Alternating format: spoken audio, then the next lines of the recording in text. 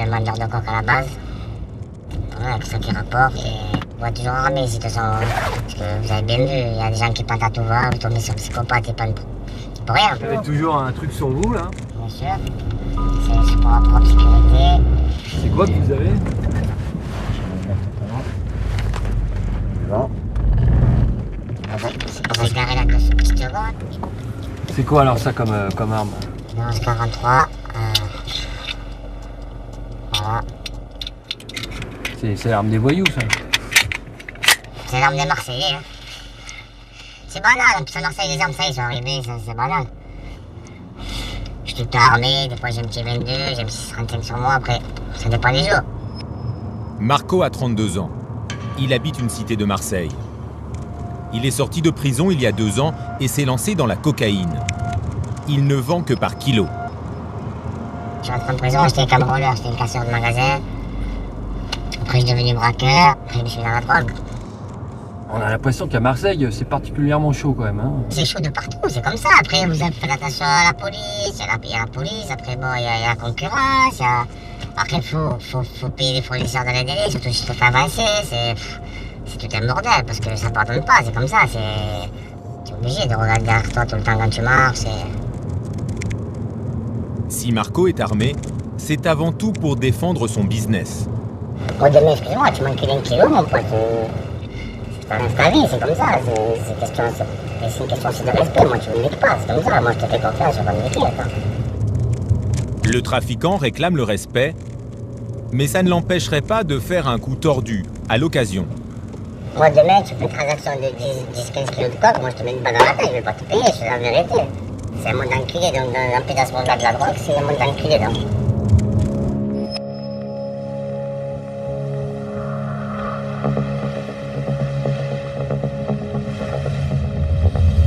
Bienvenue à Marseille. Sa bonne mère, son vieux port et son milieu criminel. Les règlements de compte à l'arme de guerre ensanglantent la ville. 20 morts en 2013, plus de 70 en 5 ans. Comment s'explique cette hécatombe? Pendant 1 an, Jérôme Pierrat et Sébastien Toen se sont immergés dans les quartiers de la pègre de Marseille. Jérôme Pierrat enquête sur le grand banditisme depuis plus de 20 ans. Sébastien Toen est connu comme humoriste et chroniqueur à Canal+, mais il a grandi en partie à Marseille. Il connaît bien la face cachée de la ville. Ensemble, ils ont rencontré les caïds de l'ancienne comme de la nouvelle génération. Scorpion, Uzi, il y a de tout à Marseille. J'avais des petites fois pour être un millionnaire. Drogue, armes, vol, jeux clandestins. Jérôme Pierrat et Sébastien Toen dévoilent les facettes de la criminalité marseillaise, ses territoires et ses règles.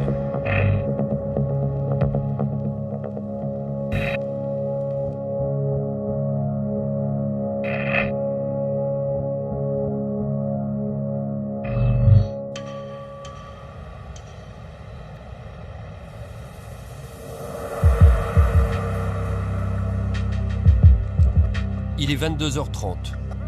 Nous partons en direction des quartiers nord de Marseille. Chaque soir, au pied des immeubles, le business de la drogue tourne à plein régime. Nous avons obtenu l'accord d'un réseau pour venir filmer. La condition, ne pas dire où la cité se trouve précisément. C'est l'un des hauts lieux du trafic. À l'entrée du quartier, nous découvrons une silhouette dans la pénombre. Le guetteur. Il a 19 ans. Son rôle, donner l'alerte en cas de problème. Ah, vous faites quoi ici? Après, le charbonneur de l'entrée des Condés. Hein. C'est-à-dire, vous êtes quoi? Ce qu'on appelle les guetteurs, là, c'est ça? Ouais, ça. Ah, toi, tu restes là, toute la journée? Ouais. De quelle heure à quelle heure tu fais ça? Ah, ça dépend, hein. Là, c'est... 10h, 1h à peu près. Un peu plus loin, voici le charbonneur. Il attend le client devant l'entrée d'un immeuble. Mais tu fais quoi ici, toi? Je charbonne. C'est-à-dire? Je vends du shit. D'accord. Là, c'est une cannabis. Tous les jours, tu vends ici? Tous les jours, je suis là, de 11h à... Et si c'est un client, il passe quand c'est la police ou... Quand c'est la police, Tu entends le Mouacha, le guetteur me fait un signe. Acha, le Mouacha. Ara, c'est quand ça craint? Voilà, c'est comme ça que c'est là. Le Mouacha, c'est comme tu entends le Mouacha, il faut le gérer. À l'entrée du quartier, notre première caméra continue de filmer le guetteur. Et tu touches combien là pour faire ça? Ça reste entre moi et la personne. Hein. Quand soudain, un véhicule qu'il ne connaît pas entre dans la cité. Une voiture blanche.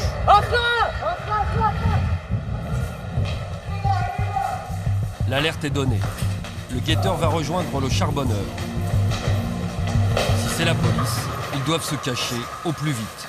Qu'est-ce qui s'est passé là en fait? Le Condé, ils ont cavalé l'air, parce qu'on a l'habitude. On a l'habitude. Et là on est planqué, c'est bon, ça crame pas. Non, c'est bon, c'est pas bloqué. Fausse alerte. Personne ne les a suivis. C'est bon là, tu crois? En cas de problème, les dealers peuvent toujours se réfugier dans des appartements de complices. Ce jeu du chat et de la souris avec la police, c'est le quotidien du réseau. Ces dernières années, la vente de drogue s'est enracinée dans les cités du nord de la ville.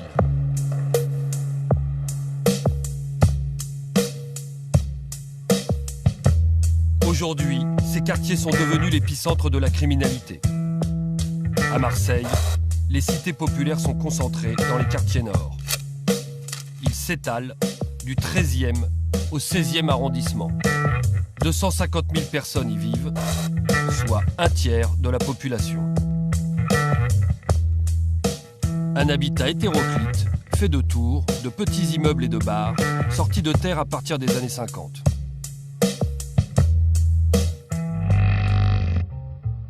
Un groupe d'HLM baptisé Les Oliviers vient d'être inauguré à Malpasset dans la ZUP nord de Marseille.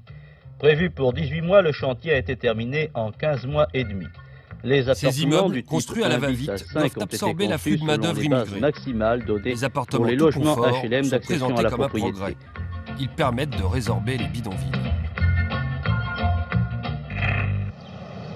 Mais ces quartiers construits en périphérie sont très isolés. Les transports en commun sont rares. En quelques années, ces cités prennent des allures de ghetto. En particulier pour les plus jeunes qui n'en sortent pas. Tu n'es donc pas parti en vacances cette année? Non, je suis pas parti, mais on voudrait y aller, mais ça revient trop cher. Non, je suis jamais parti encore. Est-ce que tu penses Des de temps fois, en temps? mais pour un jour. Est-ce que tu penses de temps en temps à tes petits camarades qui eux sont en Oui. vacances?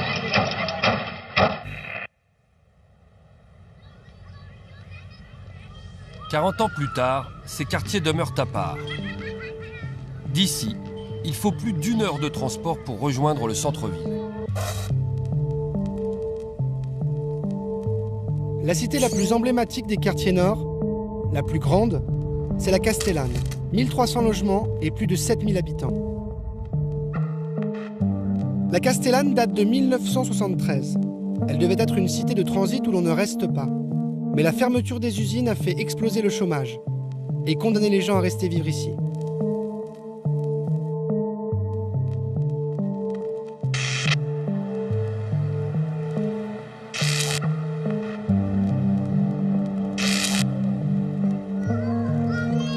Christian a 35 ans. Tu entraînes toujours, toi? Ouais. Il a grandi à la Castellane. Boxeur amateur, il veut aider les jeunes du quartier. Il rêve d'ouvrir ici une salle d'entraînement. C'est un petit champion. D'où est-ce qu'on est? Centre social, qu'est-ce qu'on a fait? La boxe. Voilà. Je peux compter sur toi? Tu peux compter sur moi? Ça marche. Ça va? Bon, toi tu assures sa sécurité. Parce que moi aussi j'étais nouveau ici. C'est vrai, tu me rappelles que je suis arrivé, j'avais que 9 ans ici. Ah ouais? Ici, je me battais, je savais pas pourquoi. Mais de me battre et d'être souvent gagnant, ça m'a donné une place dans ce quartier. Christian n'a jamais été impliqué dans le trafic de drogue. Tu viens pas me dire bonjour? C'est quoi ça? Mais dans sa jeunesse, il était vu comme la terreur de la Castellane. Toi tu fais un bisou au papa? Il a fait de la prison et on lui a même tiré dessus. Ici, il connaît tout le monde. Depuis des années, Bonjour. il voit la pauvreté s'accroître. Tu vas bien? Il en veut au pouvoir public d'avoir abandonné son quartier. On nous a laissés entre nous. Voilà, il se passe ce qui se passe, mais il faut arrêter de dire qu'il y a du social, il faut arrêter de dire qu'il y a la police de proximité et tout ça. Il n'y a pas. Après, La fracture, c'est que pour essayer de se manifester, de réveiller les esprits, de faire qu'il y ait quelque chose qui change, mais pour tout le monde, ça apparaît comme un combat monumental, puisqu'il faut déjà payer son loyer, il faut déjà se nourrir, s'habiller, et après, il faut commencer à revendiquer « je suis », ou « je crois en ça », ou des choses comme ça. Qu'est-ce qui vous pousse à vous investir autant dans la représentation ou l'expression capillaire? Par exemple, il y a Julien là. Julien, il a une qualité de cheveux irréprochable. Est-ce que tu as trafiqué? Voilà, c'est naturel. Ouais, c'est naturel. Voilà, maintenant, messieurs, par quel effort vous êtes passé pour avoir les cheveux si lisses? Moi, ouais. Comme ça. J'aime bien défriser les cheveux parce que le matin, c'est dur à peigner. Défends tes idées. C'est dur à peigner. Christian s'inquiète pour les plus jeunes. Comment leur offrir une perspective d'avenir quand un adulte sur deux est ici au chômage? On a participé à encadrer les jeunes, souvent les plus difficiles, parce qu'à l'époque on prenait même les plus difficiles. Voilà. Aujourd'hui, ces jeunes difficiles, ils font quoi? Ils ont créé tous leur petite entreprise. C'est-à-dire que les plus gros tempéraments, les énergies les plus fortes, soit ils s'investissent dans la marginalité, soit ils réussissent et quittent le quartier et on ne regarde pas en arrière, c'est tout. En juin 2013, la police a saisi à la Castellane 1 300 000 € en petites coupures et 53 kilos de cannabis. Ici, comme dans tous les quartiers nord, le seul business florissant, c'est le trafic de drogue. De jour comme de nuit, des centaines de clients viennent se ravitailler dans ces quartiers. Nous avons demandé à un habitué de filmer pour nous en caméra cachée. Il arrive à pied dans une cité du 13e arrondissement. À l'entrée, le guetteur, assis sur une chaise, contrôle les voitures. En bas de l'immeuble, 3 autres guetteurs surveillent.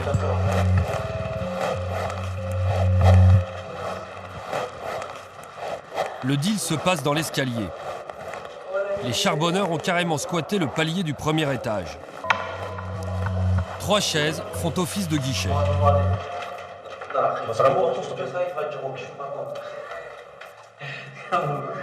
Le charbonneur lui donne une barrette de 6 grammes de cannabis contre 30 €. La transaction dure 30 secondes. Derrière, 2 autres clients attendent leur tour. Des points de vente comme celui-ci, il y en aurait plus d'une centaine à Marseille. Un business qui engendrerait des millions d'euros par an. Chaque réseau respecte une organisation hiérarchisée. Au bas de l'échelle, le guetteur. Au-dessus, le charbonneur ou dealer, celui qui vend. Ils sont employés par le gérant qui tient le commerce. Au sommet, le patron, celui qui apporte la marchandise de l'étranger. Le gérant d'un réseau implanté dans une cité des quartiers nord accepte de nous parler. Il nous donne rendez-vous un soir dans un sous-sol d'immeuble. Il nous reçoit dans une cave qu'il considère être son bureau. L'homme a 27 ans. Il a débuté dans le trafic à l'âge de 14 ans. De guetteur à gérant, il a gravi tous les échelons. Il ne se vit pas comme un criminel, mais comme un commerçant. Vous êtes quoi? Vous êtes gérant d'un réseau? C'est ça, gérant d'un réseau. Vous pouvez nous expliquer ce que c'est qu'être gérant d'un réseau? En fait, je suis là et je m'occupe du réseau. Je m'occupe de tout, du recrutement, du paiement, de la surveillance. Le dealer, quand il a besoin, je le ravitaille du shit, je le ramène. Tous les 2 heures, je passe prendre l'argent. Ça prend de quelle heure à quelle heure une journée de travail d'un gérant? Ça prend de midi à minuit. J'ouvre le réseau, je ferme le réseau. Demain, je me lève, c'est pareil, rebelote de midi à minuit, blablabla. Et dans cette histoire, on parlait de guetteurs, les policiers. Le week-end, par contre, j'ai oublié de préciser, le week-end, on ferme à 3 heures du matin. Ah oui, c'est plus... les horaires, c'est plus tard. Vendredi, samedi soir, soir de fête, on fait des extras. Vous gérez une petite entreprise, en fait, une PME. Ah, on va pas dire petite, on va pas trop dire petite, quand même. Alors, au-dessus de vous, il y a quoi? Il y a le propriétaire du réseau, il y a le C'est ça, patron. donc, là, il y a le patron du réseau, c'est ça. Il vient tous les mois, il récupère ses grosses enveloppes et il repart en vacances. Et en dessous de lui, c'est moi, mais lui, il est jamais là, il est toujours en vacances, donc entre guillemets, on peut dire que c'est mon réseau. Dans son réseau, il y a 2 dealers et 4 guetteurs. Les équipes tournent, ce n'est pas toujours les mêmes. C'est le patron. Le gérant s'occupe aussi de la gestion du personnel. Vous, quand vous recrutez, quand vous embauchez, justement, c'est quoi? C'est des jeunes qui viennent vous voir ou c'est vous qui repérez des mecs que vous... Non, c'est des jeunes qui viennent me voir, c'est des petits jeunes du quartier. Parfois, ça m'arrive de mettre des gens que je connais pas. C'est le copain du copain. Voilà, quand j'ai besoin, c'est voilà. Et ça tourne, ça tourne beaucoup, les employés? C'est-à-dire, est-ce que ça change souvent? Est-ce que les gars, ils font ça un temps, puis après... Ouais, il y en a qui viennent, ils veulent partir en vacances, ils ont besoin de 400-500 €, ils viennent, ils gâtent un peu, ou ils dealent un peu, ils prennent ses sous, ils repartent en vacances, ils font un peu d'argent, ils s'achètent un scooter, ils font un peu d'argent, ils s'achètent des habits. Et quand un client vient ici, vous faites le trafic avec lui, il revient, et les habitués? Ouais, bien sûr, il vient, il rentre, il achète sa marchandise, il repart, voilà, sans plus. Nous, on parle avec lui, on n'a pas trop grand-chose à se dire aussi. Après, voilà, il vient, il prend ce qu'il achète, et voilà. Vous imaginez si le patron de Carrefour, chaque client viendrait parler avec lui, ils n'en sortiraient pas. Ben, ici, c'est pareil. Le gérant nous montre maintenant la sacoche qu'il donne au dealer pour sa journée de travail. Ah, c'est ça qu'on appelle la fameuse sacoche, là, dont on entend Dans ce parler sac, tout le temps, là. tout est prêt pour la vente. Les doses individuelles sont mises dans des sachets plastiques. Alors ça, c'est quoi? Ça, c'est des pochons à 50 €. Alors vous, dessus, vous avez marqué quoi? Vous avez marqué combien ça? C'est que ça, c'est la pochette, elle est à Dessus, 300. le Ah, il y en gérant pour a inscrit 300 la €. somme que devra lui rendre le dealer. Après, là, vous avez le morceau. Alors ça, c'est le hashish, ça. Ça, c'est donc l'herbe, et ça, c'est le hashish. Sur la table, une dizaine de sachets, chacun d'une valeur de 200 à 300 €. Faire attention quand même de ne pas le casser, sinon vous allez être obligé de le payer. D'accord, oui. Toute marchandise touchée est achetée. Toute marchandise cachée, cassée, est achetée. Touchée quand même pas. Ok. Ça, c'est quoi? C'est pour une journée? C'est pour combien de temps? Non, c'est pas pour la journée, ça dure à peu près 2 heures, 3 heures. Ça, c'est pour les 3 heures à venir. Voilà. Donc ça, en gros, c'est ce que vous allez donner, vous, au dealer. Et je vais lui donner là, qui va finir la soirée avec. Alors, si ça, c'est pour 2 heures, vous en vendez combien par jour? Normalement, je vous le dis pas, mais on va dire qu'on tourne à peu près entre 12 000 et 13 000 €. La journée? La journée. Ouais. Là-dedans, il y a que des Dans son sac, des kilos de marchandises qu'il doit encore préparer. Ah oui, ça, c'est pour le charbonneur de ce soir. Il y a combien, alors, dans le sac? Là, il y a à peu près 1, 2, 3, il y a 6 kilos et demi. 6,5 kg de cannabis. C'est ça. Plus ce qu'il y a sur la table. En tout, Et alors ça, il y en a ici pour plus de 20 000 €. Ça va sécher, vu que je vais pas le couper aujourd'hui. Moi, je suis déplacé. Comme dans une Vous avez société, une idée de ce le que gérant vous est vendez intéressé par au mois? chiffre d'affaires. Ça dépend, je me fais un peu de détail moi-même. C'est-à-dire? Bah, au plus ça marche, au plus je suis payé, quoi. On va dire à peu près que je fais des mois aller à 10 000, 9 000 €. Sans en abuser. Ouais, sans impôt, sans rien. Sans impôt, sans rien. Selon le code pénal, le gérant risque jusqu'à 30 ans de prison comme exécutant d'un trafic de drogue en bande organisée. Il sait qu'il joue gros, mais il n'est pas question pour lui d'arrêter. L'appât du gain est trop grand.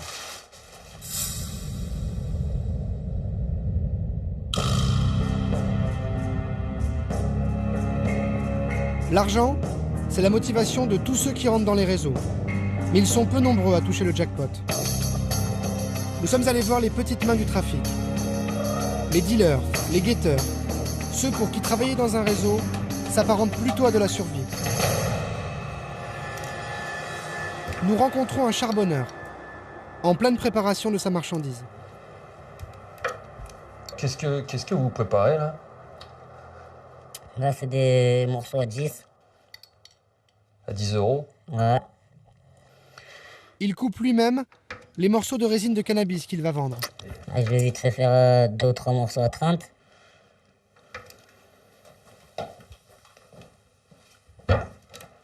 J'ai arrêté l'école, j'avais 14-15 ans, voilà. J'ai essayé de faire une formation, ça n'a pas marché. Et voilà, j'ai trouvé ça, j'ai commencé à vendre des shit pour des gens. Et de là, j'ai pas lâché le morceau. Jusqu'à maintenant, j'en ai 24. Et franchement, c'est pas facile, hein. Un charbonneur comme lui gagne entre 100 et 200 € par jour. Ces 10 dernières années, il a travaillé dans plusieurs réseaux des quartiers nord. Bon, c'est plus facile de trouver un endroit où charbonner que d'aller trouver du travail, hein. Ça c'est sûr. Hein. Pourquoi est-ce qu'ils cherchent toujours des gens pour travailler pour eux? Ils cherchent pas, c'est toi tu cherches. C'est nous, c'est le manque d'argent. Pour charbonner, il faut pas un diplôme pour aller dans un quartier nord charbonner n'importe lequel. Si tu veux vendre, tu sais très bien les risques. C'est un boulot qui est considéré comme normal, enfin banal plutôt. C'est pas un boulot, c'est une galère. C'est une galère considérée banale, ouais. Aujourd'hui, Il voudrait quitter cette galère et trouver un véritable emploi. Ouais, j'en ai marre parce que ça rapporte pas grand chose, à part la prison et un peu de survie. C'est la survie. Sinon, s'il y avait mieux à faire, comme être comme vous derrière la caméra, je le ferais. Ça veut dire, prends ton joint, fume-le si tu es un fumeur. Et va travailler. Ne te casse pas la tête. Vous êtes allé en prison? Non. Jusqu'à maintenant, ça va. C'est pour ça, il faudrait que j'arrête au plus vite avant que, tu sais. Parce que, ça y est, j'ai déjà passé mon temps, là. Comme vendeur, il peut être condamné au plus à 5 ans de prison et 75 000 € d'amende. Mais le risque n'est plus seulement de se faire coincer par la police. Aujourd'hui, c'est aussi de se prendre une balle. Marseille, secoué par les règlements de compte. Hier soir, c'est selon cette même méthode qu'a été tué par balle. À Marseille, la concurrence entre les réseaux fait des morts. Par dizaines. Depuis 2009, plus de 70 jeunes ont été tués par balle. Des règlements de compte à coups d'armes de guerre. En 2010, une fusillade marque les esprits. Elle a lieu au cœur de cette cité du 13e arrondissement, le Clos-la-Rose. Jean-Michel, dit Michou, un jeune guetteur de 16 ans, est abattu. Au pied d'un bâtiment de cette cité nord de Marseille, des dizaines de douilles. Elles témoignent de la violence de ces règlements de compte à l'arme lourde. Hier soir, vers 22h, 2 voitures s'arrêtent au pied de ces immeubles. 5 hommes cagoulés armés de Kalachnikov ouvrent le feu. Dans les quartiers, les guetteurs sont en première ligne. Ce sont eux que l'on voit le plus sur le terrain. Comme ils n'ont pas de marchandises et qu'ils sont souvent mineurs, ils bénéficient d'une quasi-impunité devant la justice. Mais la fusillade du Clos-la-Rose montre qu'ils peuvent devenir des cibles.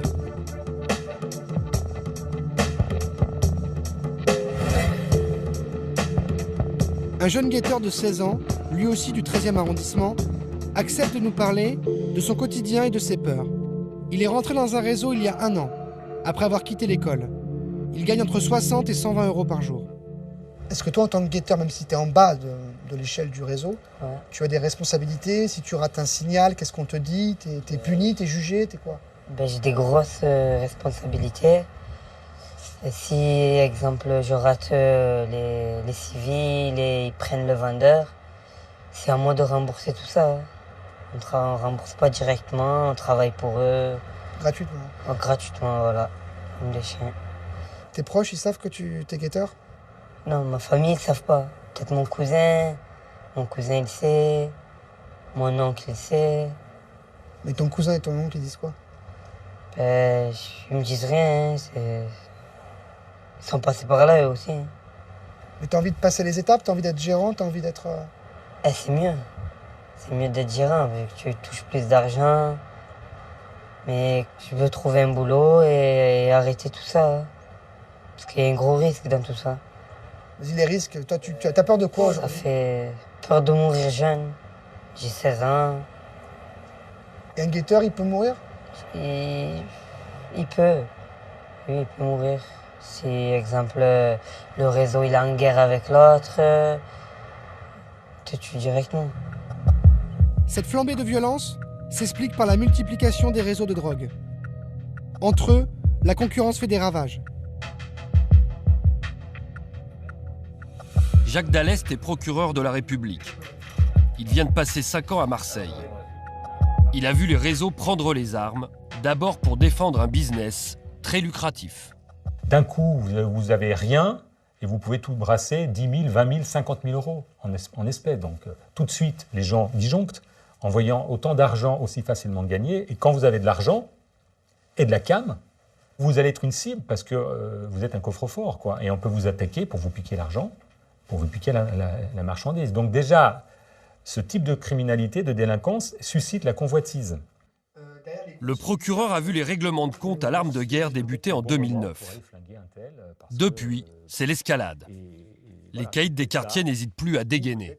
Entre ceux qui ont piqué le territoire de l'autre, ceux qui sont incarcérés et qui vont commanditer un assassinat depuis leur prison en disant « il m'a pris ma place, on le tue », celui qui sort de prison en disant « maintenant je reprends ma place », on va le tuer, parce qu'il va gêner le repreneur. C'est un peu comme une activité économique. Vous savez, il y a une petite entreprise, il y a un repreneur, il y a un marché, il y a des clients.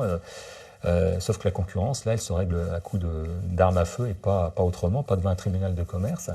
Et c'est moi ce qui m'a marqué pendant ces années à Marseille, c'est que la plupart des victimes, c'était la plus jeune 16 ans, l'affaire du Clos Larose.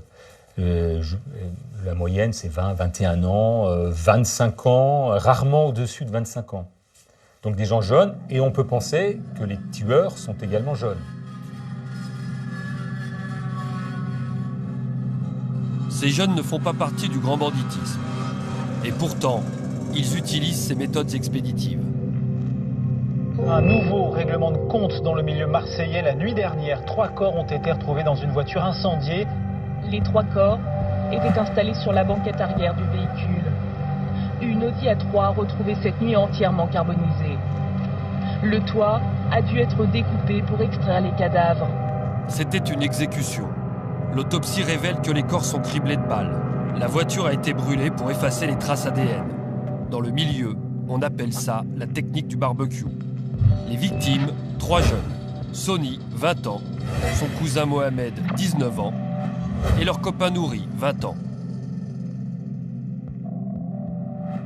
Tous les 3 viennent d'une petite cité des quartiers nord, les Micocouliers.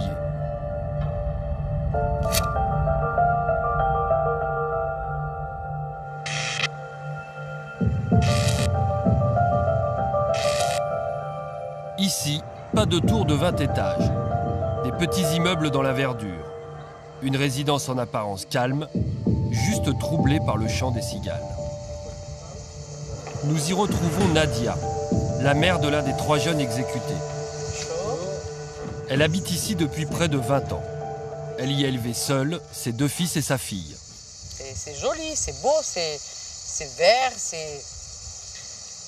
mais c'est complètement pourri. Il y a un noyau pourri. Voilà. Car ici, malgré les apparences, le trafic de drogue mine la cité. Un réseau s'est installé en plein cœur des Micocouliers. Je suis tombée dans un traquenard, vraiment. Là, c'est un traquenard. Et tant que ça ne s'arrête pas, ces réseaux, je crois que ça ne s'arrangera pas. Au départ, la mère de famille ne comprend pas d'où vient le danger. Mon fils, mon neveu. Alors qu'ils ont une dizaine d'années, son fils Sony et son neveu Mohamed sont approchés par des plus grands. Ça commence par des cadeaux. De tout petit, déjà, il me les a pâtés. Alors, il les a pâtés, il leur offrait une paire de baskets. Alors, pour eux, c'était des grands seigneurs, tous ces gens-là, tous ces grands qui leur proposaient, qui leur offraient tout, qui leur payaient tout. Moi, quand ils ont commencé à leur acheter des affaires, je me suis dit, c'est des braves gens, ça, ils sont gentils. Ils ont vu que j'étais seule, que je ne travaillais pas, que j'étais seule avec mes enfants. Mais c'est après que j'ai compris.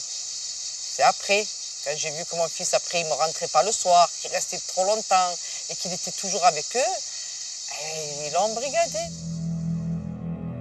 Sony arrête l'école à 15 ans. Il entre dans le réseau comme guetteur, puis devient dealer. À 17 ans, il est arrêté et passe 2 ans en prison. À sa sortie, il a de l'ambition. Le réseau des Micocouliers est tenu par une équipe d'un quartier voisin, Bassins. Sony ne veut plus travailler pour eux. Il veut diriger le business dans sa cité. Une provocation pour les gars de Bassins. Un jour, mon fils, il est venu m'attraper, il m'a dit « Maman, assieds-toi, je vais te dire quelque chose, mais ne t'affole pas. » Je ne m'affole pas, qu'est-ce qui se passe, mon fils? Il m'a dit « Je me suis battue avec un mec, et ce mec, il a mis un contrat sur moi, à savoir 150 000 €. Il me dit, c'est un tel qui est venu me le prévenir. Il a dit, méfie-toi, il y a un contrat sur toi. 3 semaines plus tard, le jour de Noël, Sony et ses 2 copains ont rendez-vous pour acheter du cannabis en gros. Ils doivent retrouver leur fournisseur dans cette école désaffectée à Bassins. C'est un guet-apens. Sony, Mohamed et Nouri sont abattus, puis leurs corps sont brûlés. 4 suspects sont arrêtés pour ces meurtres. Ils viennent de la cité Bassins Ce sont des proches de Sonny et de sa famille. Certains d'entre eux, je les ai hébergés. Ils sont rentrés chez moi, ils ont mangé chez moi, ils ont dormi chez moi, ces gens-là. Et quand on pense que des gens aussi proches peuvent commettre des actes aussi horribles, j'arrive pas à le concevoir. C'est trop dur. Trop dur. À imaginer ce qu'ils ont fait. Mais vous vous rendez compte? Mettre le feu. Pourquoi ils mettent le feu? Pourquoi brûler des corps? Ils ne pensent pas aux familles. Quand ils tuent, ils prennent des enfants comme ça. Les familles, ils n'y pensent pas. Les mamans. Je ne suis pas la seule dans cet état. Je ne suis pas la seule dans ce cas. Il y a plusieurs mères comme ça qui se... Aujourd'hui, Nadia voudrait quitter le quartier. Elle a peur pour ses autres enfants. Elle a demandé à être relogée, loin d'ici. En 2013, 20 jeunes ont été tués par balle à Marseille. Une hécatombe facilitée par l'arrivée massive d'armes de guerre dans les quartiers nord. Depuis quelques années, se procurer un pistolet automatique ou une Kalachnikov n'est plus réservé au grand nom du banditisme. Comment ces armes arrivent-elles à Marseille? Est-il aussi facile qu'on le dit d'en trouver? Pour le savoir, nous allons chercher à acheter une Kalachnikov. Nos contacts nous proposent de rencontrer un homme qui joue les intermédiaires. Il est méfiant. Après 2 rendez-vous ratés, il accepte de nous voir, mais loin de sa cité. Salut, bien, et toi?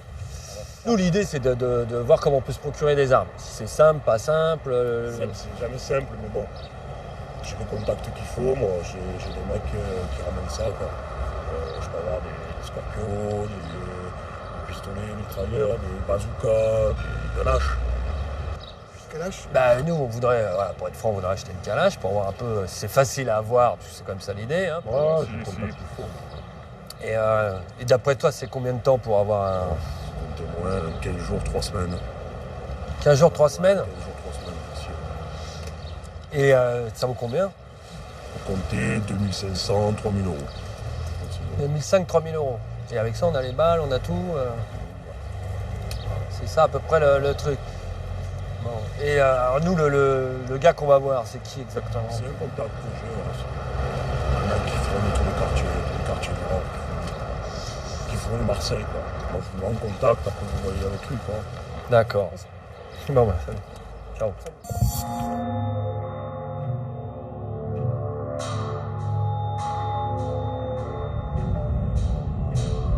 Nous devrons attendre plus d'1 mois avant de décrocher le rendez-vous avec le vendeur. Il faudra payer cash le prix de la Kalachnikov, soit 3000 euros. Un soir, il nous reçoit dans un box, quelque part dans les quartiers nord.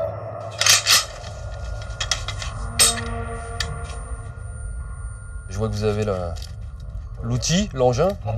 Le bébé, ouais. AK-47, la famille.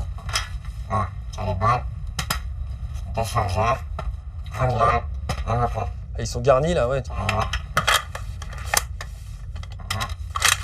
Il n'est pas chargé, c'est clair.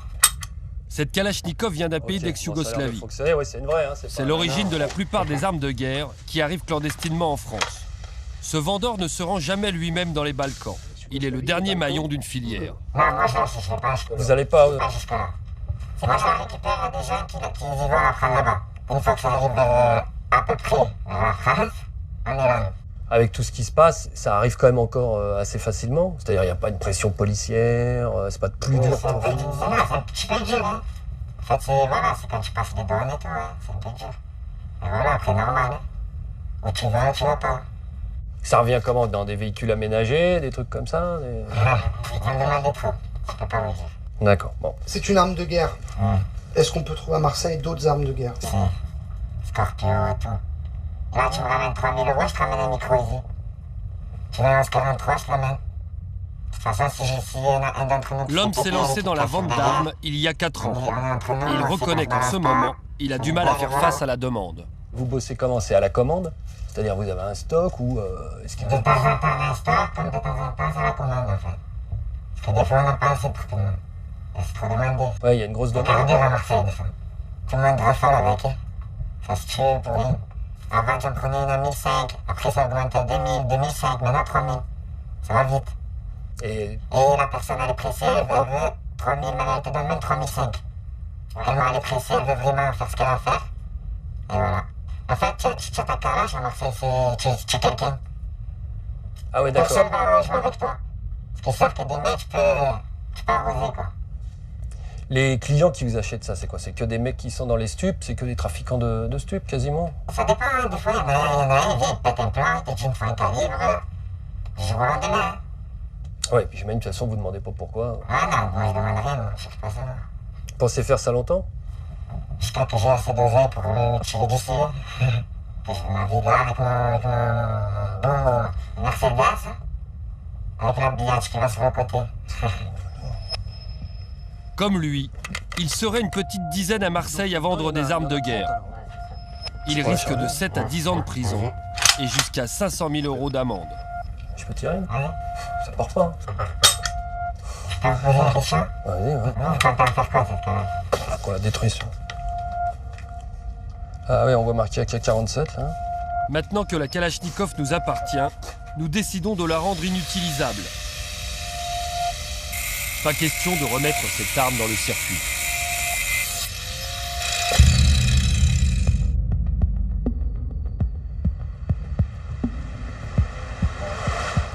Nous cherchons maintenant à rencontrer un client type de ces armes de guerre. Les guetteurs, les dealers, ne sont généralement pas armés. Les calibres sont demandés au-dessus. L'homme a 30 ans. Il est à la tête d'un réseau. Il vient justement de recevoir une Kalachnikov, flambant neuve.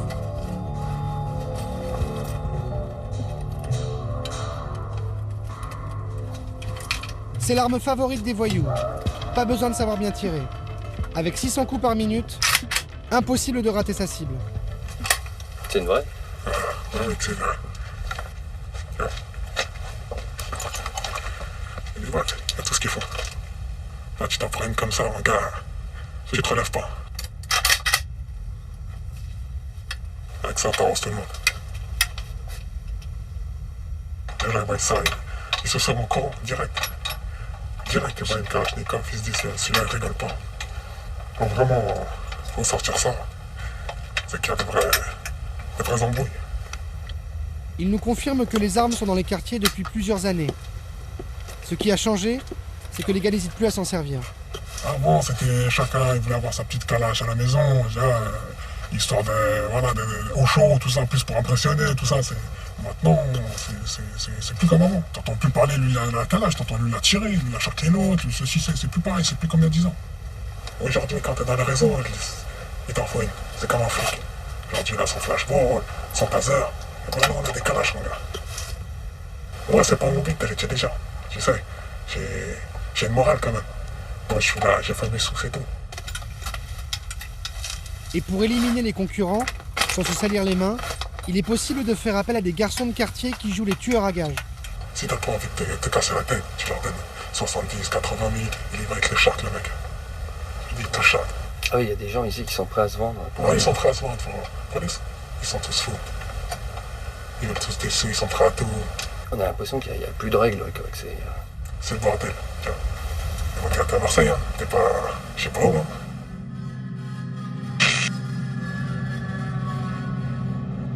Malgré les 20 morts annuels, les réseaux qui changent de main, les arrestations par la police, le business de la drogue continue et le cannabis n'a pas l'air de manquer dans les cités de Marseille. Car au-dessus des réseaux, il y a des équipes de grossistes qui, depuis l'Espagne, envoient des tonnes de cannabis dans les quartiers. L'Espagne, c'est la porte d'entrée du hashish marocain. Nous avons rendez-vous à Barcelone avec l'un de ces grossistes. Nous l'appellerons Sergio. Ce Marseillais s'est installé ici il y a 3 ans. Il a rejoint les gros trafiquants français qui envoient la drogue sans se soucier des règlements de compte sanglants. Moi, j'ai du en gros à Barcelone. Je l'expédie jusqu'à Marseille, à mes associés. Pourquoi l'Espagne? Qu'est-ce qui s'y passe en Espagne? L'Espagne, c'est un supermarché ici, on a tout, hein. Le soleil, la mer, les bordels, vous voyez ce que je veux dire? On n'est pas loin du Maroc, on peut se fournir tant qu'on veut, il y a moins de risques. Déjà, si je me fais attraper, je ne ferai pas la même peine qu'en France. Disons, ici, je ferai 5 ans, alors qu'en France, je ferai 10 ans. Chaque mois, Sergio enverrait plus de 200 kilos de shit vers Marseille et sa région. Je fournis mon réseau et je livre d'autres réseaux aussi. Ah, vous pouvez vendre à d'autres réseaux? Ah oui, bien sûr. Ouais, parce que tout le monde n'a pas accès à la source ici. Non, si vous n'avez pas le contact, vous n'avez pas de source. Ouais, donc il y a des gens, ou des réseaux plus petits, j'imagine. Quand du mal à acheter du shit en gros, ils sont obligés de passer par moi ou d'autres personnes. Vous voyez ce que je veux dire? Vous expédiez comment le shit à Marseille? Ben, nous, on ne le fait pas en reface. Je vous montrerai tout à l'heure comment on fait. Sergio nous embarque. Direction la banlieue de Barcelone, dans un petit garage de quartier. Une fois sur place, nous découvrons la voiture qui sert à transporter le hashish vers Marseille. En apparence, une berline familiale comme une autre. En réalité, elle est truffée de cachettes.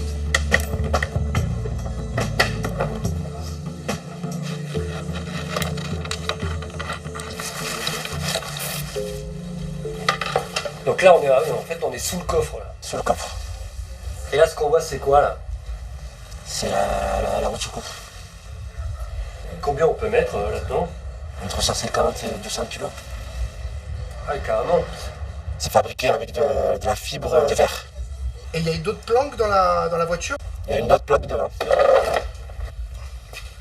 Même système à l'avant de la voiture. Derrière le pare-choc, 3 autres cachettes. L'aménagement d'une voiture comme celle-ci est complexe et coûteux. Sergio l'a acheté clé en main à une équipe qui s'est chargée de toutes ces transformations. Ça, c'est la cage de devant, c'est ça? C'est la cage de devant. Et on peut mettre combien là-dedans? 80 kilos. C'est fabriqué en Espagne, c'est un pote qui me l'a vendu, c'est lui qui m'a fait l'installation, tu vois. Ça vaut combien une voiture comme ça? 40 000 euros. Rien que la transformation, ça vaut combien? 20 000 euros. C'est plus discret que le GoFast, ça, alors. Bien sûr. Une fois la voiture chargée, Sergio recrute des mules, c'est-à-dire des passeurs qui vont la ramener jusqu'à Marseille. Qui conduit ce genre de voiture? Vous demandez à qui? Que ce soit des couples, des jeunes, mais pas de caïra. C'est-à-dire Pas avoir un visage basané. Les douaniers, ce qu'ils voient en premier, ils voient une couple, ils disent c'est bon, c'est un couple. Alors que là, s'il va y avoir 2 jeunes, 4 jeunes dans une voiture, cramé direct. Il faut que la personne passe bien. Tout est calculé. Et combien ils sont payés alors les gens? Entre 4 000 et 5 000 euros. Pour les 2 personnes, pour le couple, c'est 4 000 à 5 000 euros en tout? En tout. Pour chaque voyage. Et eux, ils savent exactement ce qu'il y a dedans ou? Non. Et quand la voiture redescend en Espagne depuis Marseille, elle ne fait pas le voyage à vide. Dans ces mêmes cachettes, elle rapporte l'argent du trafic au boss.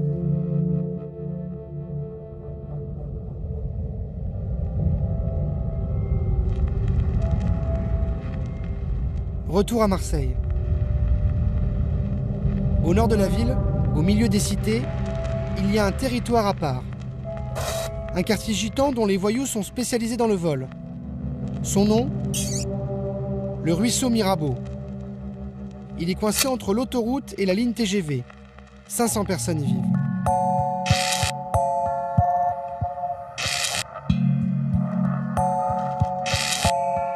Il y a 2 ans, une équipe de voleurs issue de ce quartier a fait la une. Le 27 novembre 2011, des cambrioleurs sont pris en chasse par la police, après le casse d'un supermarché. Une fusillade éclate. Un policier est abattu de 3 balles de Kalachnikov et un des braqueurs est tué. Dans ce cambriolage, c'est la disproportion entre les moyens employés par les malfaiteurs et ce maigre butin, quelques sacs de produits surgelés, pour lesquels ils n'ont pas hésité à faire feu sur des policiers avec une Kalachnikov, une arme de guerre. Le braqueur tué était du ruisseau Mirabeau, comme ses présumés complices arrêtés ensuite.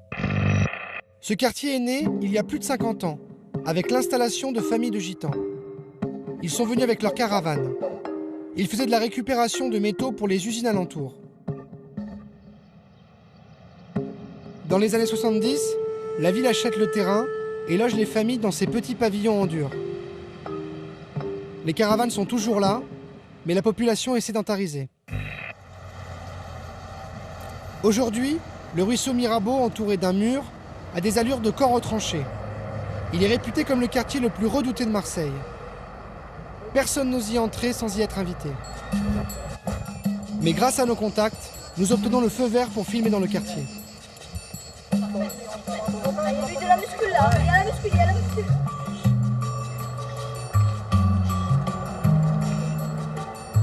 Ici, il n'y a ni commerce, ni école. L'activité traditionnelle de récupération des métaux est en baisse. Le chômage atteint un taux record de plus de 90%. La première personne qui accepte de nous raconter le quartier, c'est Pépé. Il est né au ruisseau Mirabeau. Ah, vous avez toujours habité ici? Ah, tout ça. On a habité dans les cabanons dans le temps, on avait les baraques en bas. Et après, on a fait les maisons. À côté de son pavillon, il a gardé sa caravane, où il dort de temps en temps. Voilà. C'est notre vie à nous, ça. C'est la maison secondaire? C'est la maison secondaire, ouais. Si on veut. Dans le temps, on voyageait. Mais puis maintenant. D'accord, bonjour jeune La fille. réputation du ruisseau Mirabeau, c'est d'abriter beaucoup de voyous, en particulier des voleurs. Pépé lui-même a fait un peu de prison. Pourquoi le quartier a cette réputation? Parce qu'on était des... C'est tout, c'est simple. On était... Vous étiez quoi? On était des petits cambriolages, voilà, des conneries comme ça, tu as vu? Ouais. On était jeunes. Chercher les sous, voilà. Et après, il y a pire. Vous avez la cité qui est en haut, là. Ça s'appelle ça. La quoi, la Castellane? La Castellane. Ah ouais, Vous avez Bassès, vous avez Picon, vous avez Font-Vert. Parce que là, il n'y a pas de drogue. Parce que ce qui se passe dans les alentours, on n'est rien du tout, là. Vous êtes les anges de... Les anges, on est des anges, c'est vrai. Voilà. Il y en a beaucoup au placard des jeunes d'ici. Oula. Ils sont tous au placard? Ils sont tous à l'ombre. Ah, ils sont tous là.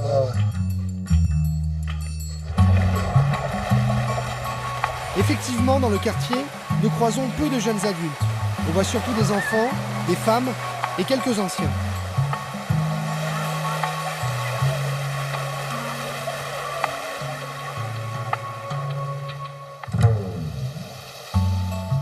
On ramène nos copines. Mais ça, nos copines, ils ont peur de rentrer ici. Et parce qu'ils disent les gitans, ils vont nous manger, c'est des daleux et tout. Et en vrai, non. C'est pas vrai. On est que des beaux gosses. Que des beaux gosses. Pas que c'est un gros gosse. Que des beaux gosses, que des beaux gosses. Les filles, on les fait craquer. Comment vous expliquez qu'on a un sentiment que pour rentrer, c'est compliqué si on connaît personne? C'est quoi? Vous trouvez ça normal, vous? Oui, c'est normal. Mais parce que les grands ils nous ont appris ça. Nous, on doit l'apprendre aux plus petits. Personne ne doit rentrer dans le quartier, ça doit rester entre nous. Mais comment ça, personne ne doit rentrer? Les autorités, des gens qui ne sont pas du quartier, des gens qui... La police, tout. Voilà, tout. Ils ont appris ça depuis tout petit. Ouais. Et on se méfie du tout, on fait confiance à personne. Ouais, parce que voilà, parce que la plupart c'est tous des voleurs. Ils veulent pas que la police rentre, tout. Ils nous disent ça, et on le fait. Voilà. Donc c'est un quartier qui a sa réputation, qui parfois est justifiée. Voilà, ouais. On peut dire ça comme ça. Régulièrement, la police cible des équipes de voyous du quartier. Mais comme il est impossible de rentrer au ruisseau Mirabeau sans se faire repérer, les policiers surveillent de l'extérieur. Il se met tout la police pour filmer là? Sur la colline là-haut là? Le soir on voit... pour les bombarder. La dernière fois il y avait un micro la dernière fois. Il y avait une caméra. Une caméra arrachée, heureusement. On a explosé la caméra. Face à notre caméra, les jeunes roulent des mécaniques. C'est le village de Gaulois. Ils sont fiers de nous expliquer comment ils défendent leur quartier contre les policiers. Qu'est-ce que c'est ça en fait? C'est le pack de matriculation des poulets. 2Z, VC, AZH, ABK. Ça, on les caillasse. Nous, on les caillasse, nous. Et on les caillasse. Nous, ils rentrent pas. Je rentre, ils savent qu'ils sont morts. Voilà. Les herses, on a fait des herses. On a fait des herses. Quand ça rentre, quand ça fait le tour, et on va vers un dodan, genre on le met juste en dessous, et quand il part, il crève des roues. Donc ici, il n'y a pas de drogue, il n'y a pas d'armes, il n'y a pas... Ça, vous savez pas? Non. Ça veut dire non, alors? Ce jour-là, nous ne verrons que des adolescents. Nous devrons revenir quelques jours plus tard pour rencontrer de vrais voyous.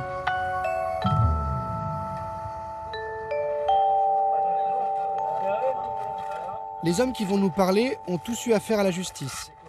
Ils nous racontent les affaires pour lesquelles ils sont tombés par le passé. Mario a 26 ans. Il vient de passer près de 10 ans en prison pour avoir volé des voitures avec violence.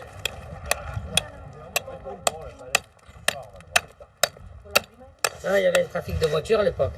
Comme c'était dur pour nous ici, qu'il n'y a jamais eu et tout. Donc ça fait que, voilà, quand on trouve quelque chose pour se nourrir, et comme les Arabes nous achetaient des voitures, alors on prenait des voitures pour le Maghreb. À l'époque, il fallait frapper les gens pour prendre les voitures. Il fallait frapper les gens? Et ouais. Moi, pour moi, c'était prendre la voiture et rentrer, et voilà. Quoi. Bon, et après, si on regarde maintenant, c'est grave quand même. Hein?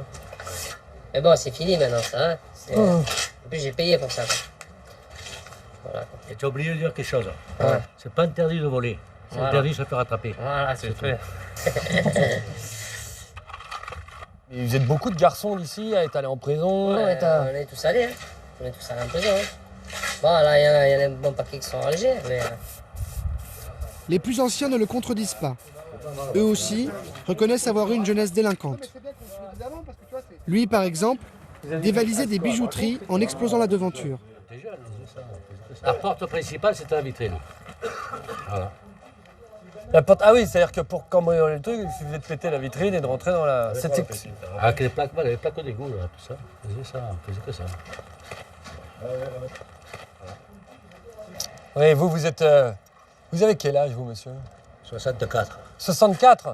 Ah oui, alors vous êtes encore vous êtes l'aîné ici. La génération encore d'avant. Vous avez fait de la prison quand vous étiez jeune? J'en ai fait. Beaucoup? Beaucoup. C'est quoi, beaucoup? Des années. Des années de prison? Vous étiez tombé pourquoi, vous? Pour des vols. Aujourd'hui, ils disent tous avoir passé la main. Ils ne se reconnaissent pas dans la criminalité des quartiers nord avec ses règlements de compte sanglants. Là, les jeunes de 14 et 15 ans, ils peuvent te tuer. Il n'y a plus d'hommes, c'est fini tout ça. Voilà. Il y avait plus de respect? Ah ouais, il y avait plus de respect. C'était les hommes avant. Maintenant, il n'y a plus personne. Et là, c'est les petits. C'est les voyous, c'est les petits. C'est les jeunes. Ces hommes ont la nostalgie du banditisme à l'ancienne, quand les voyous gitans côtoyaient des Corses ou des Italiens. L'explosion de la violence dans les quartiers nord aujourd'hui s'explique-t-elle par la disparition du milieu traditionnel?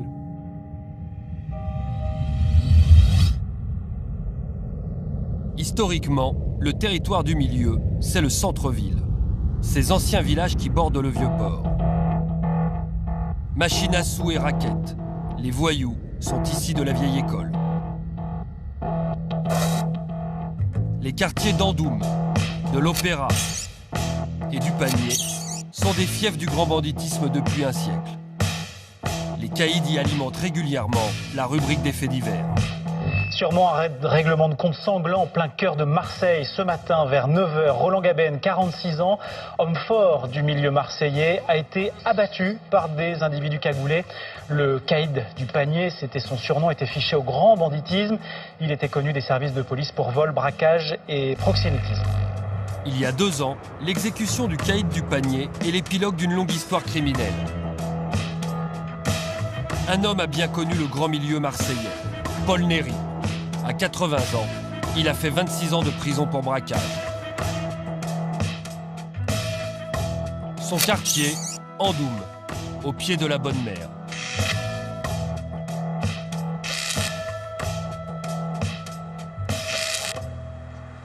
Paul Néry a gagné ses galons de truand dans les années 50. À l'époque, avant d'aller braquer des banques, il fallait d'abord faire son apprentissage. Alors le départ, c'était par exemple un vol de moto. Après le vol de voiture.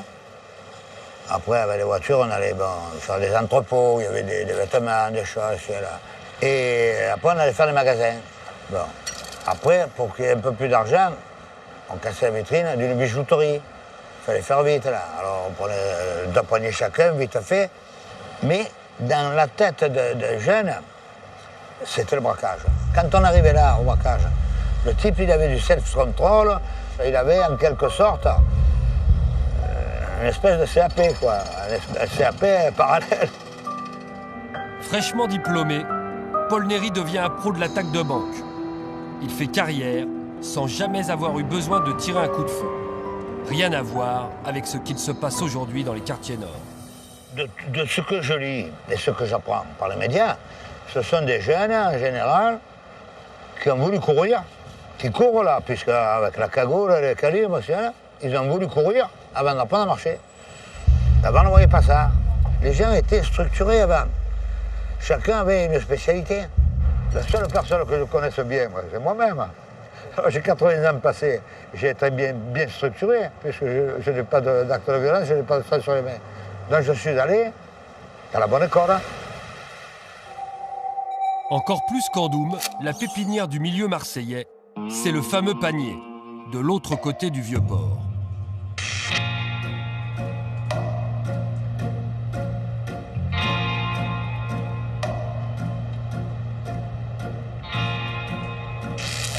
Aujourd'hui, le panier est la destination favorite des touristes.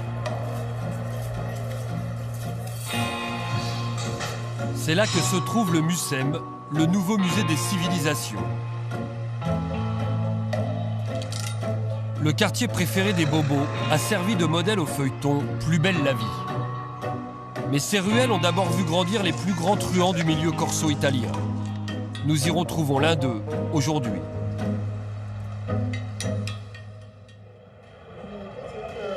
Là, tu as la vue de tout Marseille, enfin, du port, tout ça par là, tu vois. C'est le panier. Alors, Joe Signoli est né de père italien et de mère corse. Il est un pur produit du panier. Ah ben c'est parti. Voilà, moi j'ai habité là, j'ai grandi en partie dans cette rue. Mon père, quand il est arrivé à l'âge de 14 ans, il est venu, il s'est installé ici. Bon, il s'est marié dans le quartier et disons que dans ce quartier-là, du panier, c'était un peu le reflet des quartiers nord d'aujourd'hui, mais avec moins de violence. Joe Signoli s'engage dans la marine à 16 ans. Il débute par de petits trafics, alcool et cigarettes. Dans les années 60, il abandonne l'uniforme. Il poursuit son ascension dans le milieu. Joe intègre le club fermé des trafiquants de la célèbre French Connection, cette filière qui transforme et envoie de l'héroïne à la mafia new-yorkaise.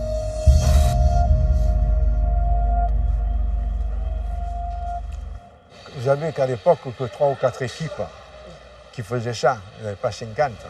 Bon, il y avait ceux qui faisaient venir la marchandise de Turquie ou autre, qui donnaient à transformer, et puis il y avait ceux qui l'amenaient aux États-Unis, comme moi. Et à Marseille, on ne vendait pas un gramme d'héroïne. Moi, je n'ai jamais vendu un gramme d'héroïne en France.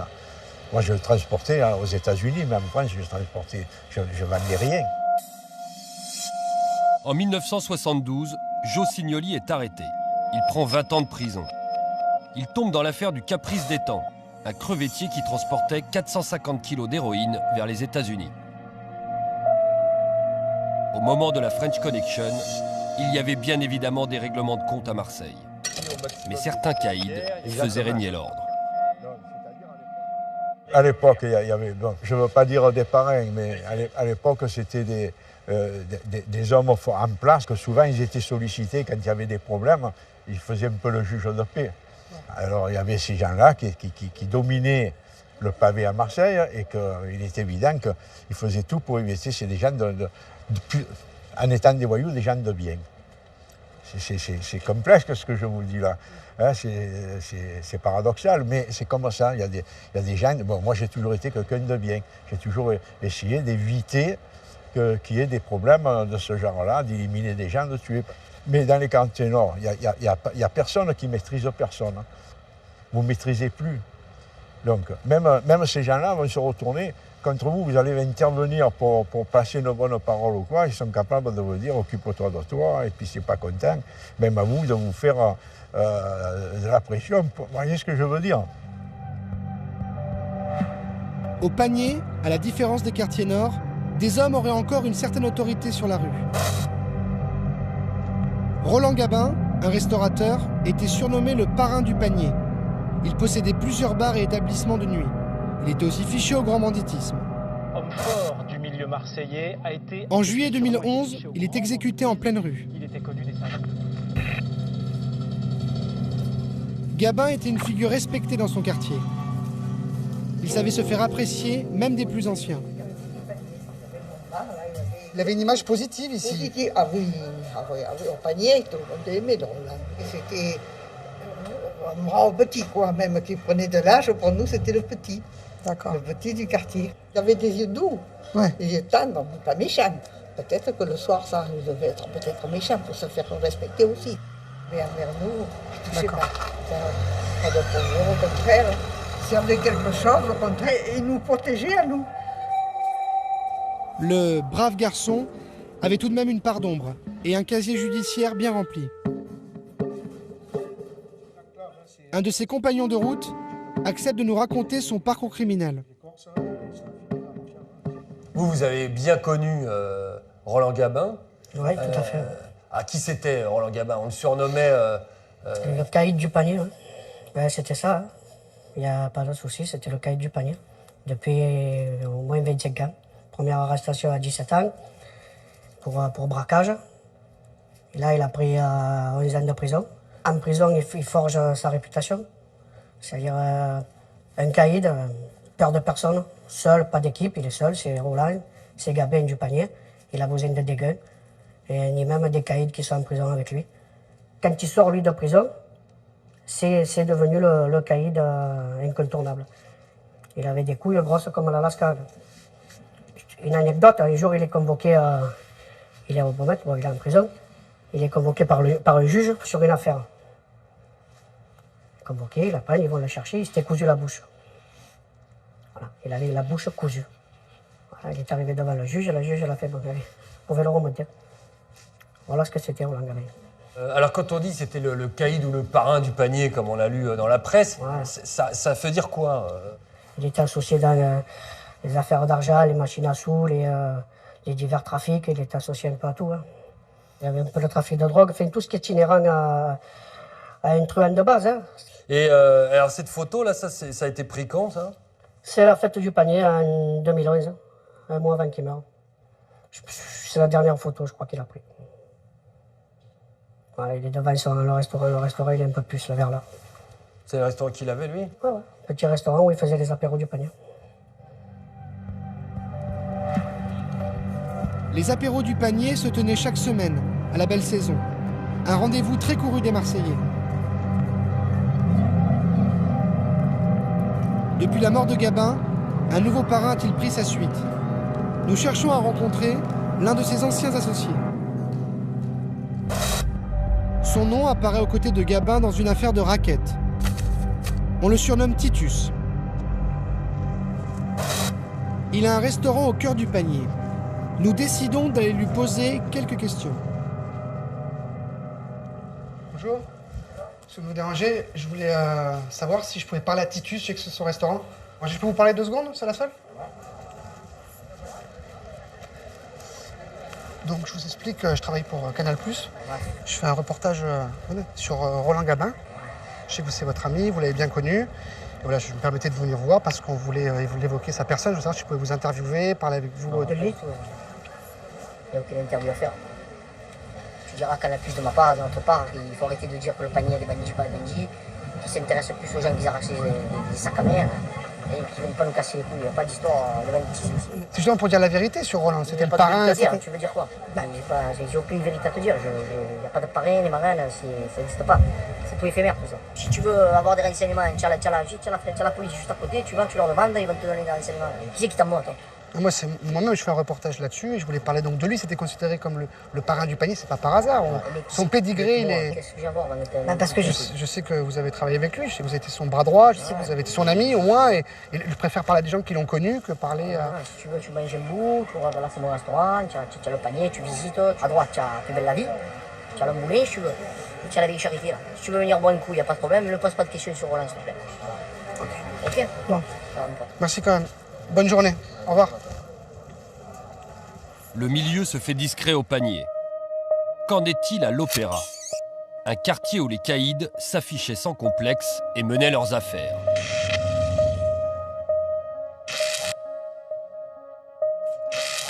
Ici, c'était le quartier général du milieu. Il y avait les bars de voyous, leurs boîtes, leurs hôtels de passe et beaucoup de filles sur les trottoirs. Aujourd'hui, il reste encore quelques bars à hôtesses. Mais les filles sont plus rares. Un fait divers laisse penser à une redistribution des cartes.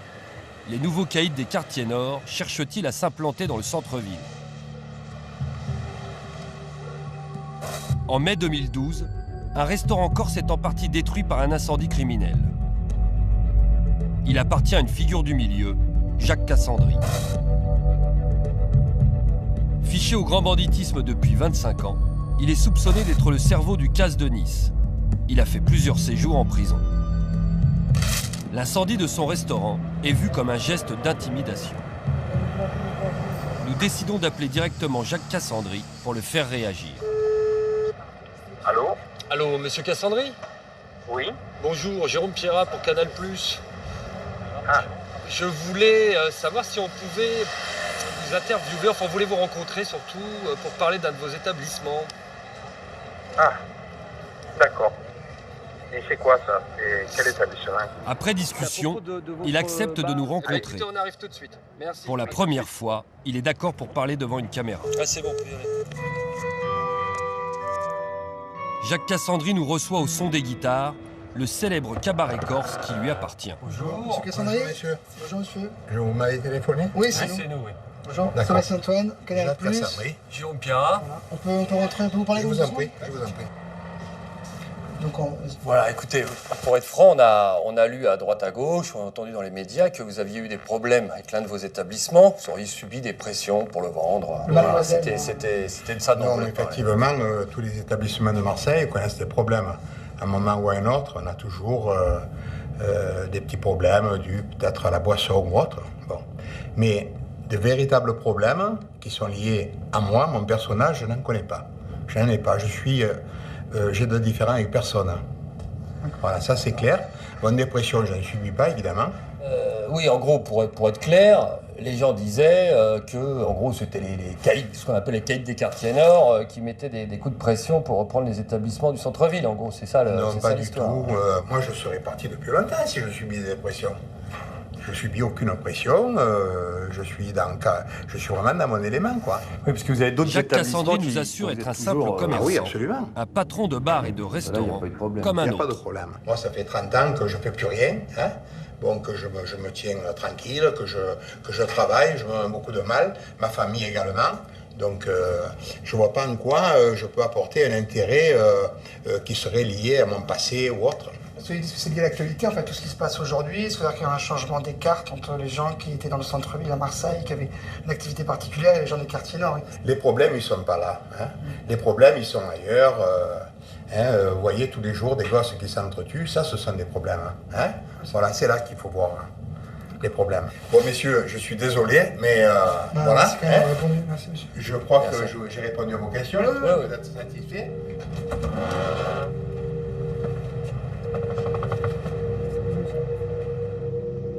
Aujourd'hui, le banditisme traditionnel est en perte de vitesse. La nouveauté, c'est que les truands endossent le costume d'hommes d'affaires. Ils investissent l'économie légale. Ils détourneraient, par exemple, l'argent des marchés publics. Un scandale l'a révélé au grand jour. L'affaire Guérini. Être le président du Conseil général des Bouches-du-Rhône et voir son frère, chef d'entreprise, mis en examen dans une affaire de marché public frauduleux, forcément, ça fait des ordres. Le président du Conseil général, Jean-Noël Guérini, et son frère Alexandre, chef d'entreprise, sont aujourd'hui mis en examen pour association de malfaiteurs. Selon la justice, ils auraient confié des marchés de construction à des sociétés de BTP liées à Michel Campanella et Bernard Barézy, ici à droite. Tous deux fichés au grand banditisme. Ces deux hommes sont soupçonnés d'avoir obtenu frauduleusement des marchés de construction financés par le Conseil général des Bouches-du-Rhône. La société ABT installée à Gardanne, dont les patrons seraient des proches du grand banditisme et plus particulièrement de Bernard Barézy. Cette affaire révélerait des pratiques illégales à la tête du département des Bouches-du-Rhône. Le Conseil général, comme il a 2,5 milliards de budget, il a énormément de sociétés satellites et il a énormément de pouvoir. Et donc, à partir du Conseil général, on arrive à une myriade de sociétés sur lesquelles pèse le soupçon que le grand banditisme a essayé de s'ingérer et de rafler l'argent public.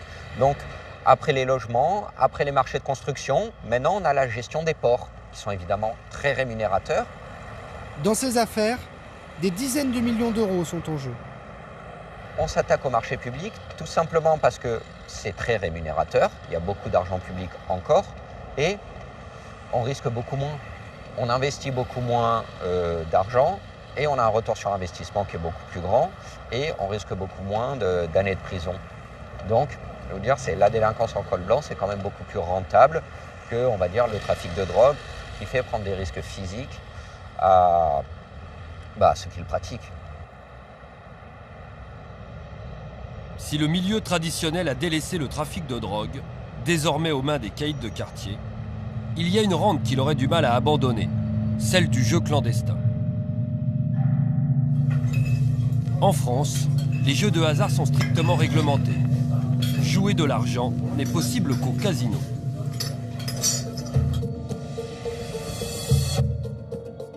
À Marseille, des parties clandestines sont organisées quasiment chaque soir. Nous réussissons à nous faire inviter à l'une d'entre elles. La partie se passe dans l'arrière-salle d'un bar. On y joue à la barboute, la spécialité locale, jamais filmée jusqu'à aujourd'hui. Le principe, une paire de dés lancés dans une longue caisse de bois surnommée le cercueil. Les joueurs misent sur des combinaisons gagnantes. 100 il gagne. Ça marche. Ta place. Autour du cercueil, des garçons venus du centre-ville et des quartiers. Notre caméra est tolérée, mais impossible de poser des questions. 6 Ici, on peut jouer très gros. Ce joueur a 2000 € en main. Et ce soir-là, un autre va perdre sa voiture. La grande mode en ce moment, le jeu le plus rémunérateur, c'est le poker. Un organisateur de parties privées, comme on les appelle, accepte de nous recevoir. Il en organise 4 par semaine dans une salle de restaurant. Le rideau de fer est tiré, la partie se passe à l'abri des regards.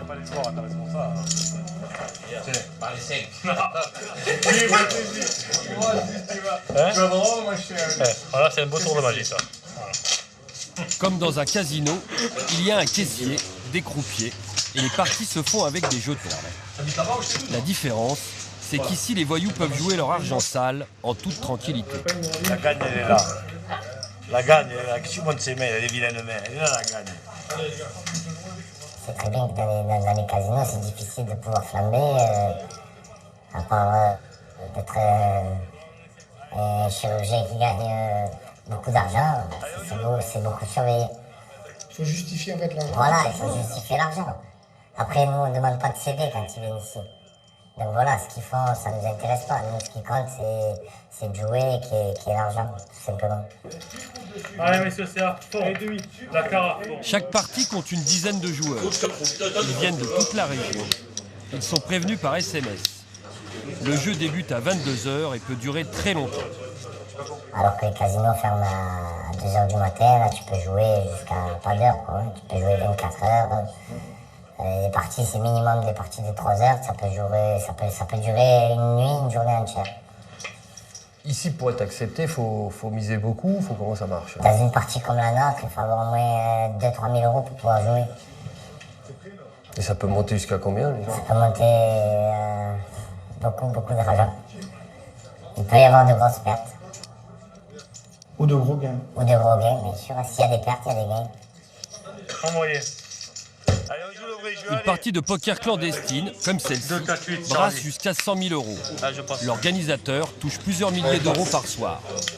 Afin d'éviter les embrouilles et les mauvais payeurs, il faut un service de sécurité un peu particulier. Une équipe de voyous chevronnés qui assure la protection de la partie.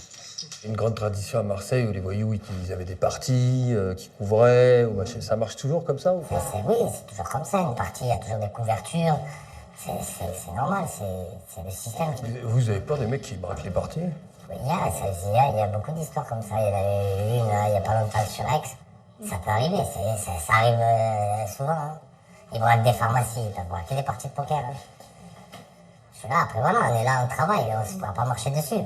J'ai une vie de famille aussi, hein. J'ai une femme, des enfants, c'est mon gagne-pain. Donc je veux dire, on ne se fera pas enlever le pain comme ça. Et vous avez choisi cette voie-là, pourquoi? Par rapport, je sais pas, au trafic de stupes ou à d'autres activités?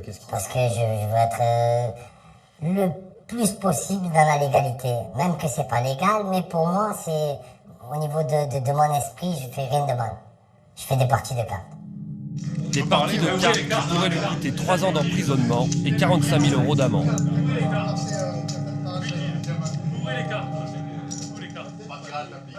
Dans le jeu clandestin, on trouve des passerelles entre milieux traditionnels et voyous des quartiers, en particulier pour les machines à sous illégales. Dans de nombreux bars, des bingos. Ce jeu ressemble à un flipper.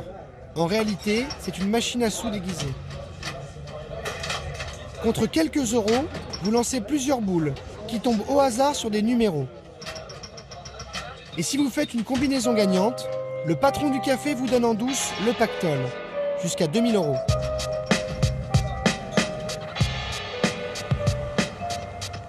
Dans les quartiers nord, des truands à l'ancienne confient la gestion de leur bingo à des jeunes de quartier. Nous allons rencontrer l'un d'eux. Moi, je suis originaire du nord de Marseille, c'est-à-dire des quartiers nord. C'est pas une équipe de quartier pour laquelle vous travaillez. Il y a des grosses équipes qui sont derrière et nous, on est en collaboration avec eux. Vous, votre boulot, c'est quoi exactement? Moi, mon boulot, c'est... Je m'occupe de la maintenance de la machine. Je récupère l'argent. Si la machine tourne bien, on peut passer 1 fois par semaine. On peut passer 1 fois tous les 15 jours si la machine tourne moyennement. L'argent des joueurs est partagé entre le patron du café et l'équipe de voyous qui lui a placé la machine.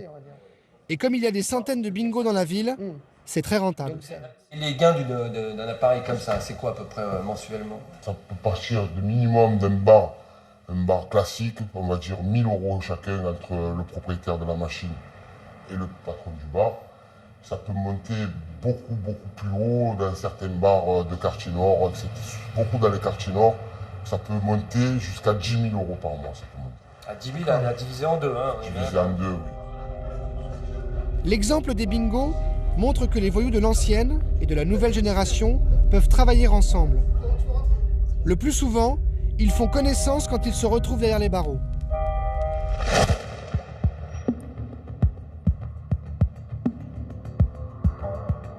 À Marseille, il y a un endroit clé.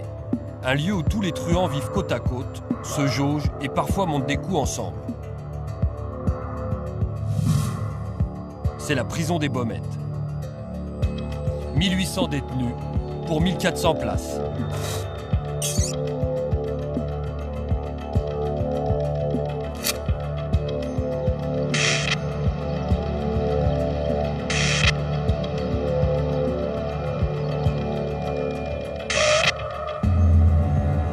Que se passe-t-il derrière ces murs?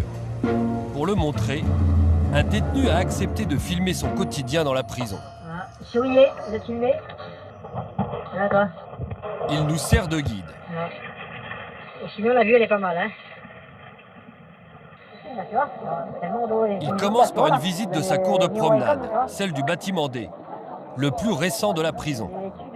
Les détenus passent ici 2 heures par jour. On se contente du thermo, un peu de café, voilà. Comme à l'extérieur, la vie s'organise entre pétanque et jeux de cartes.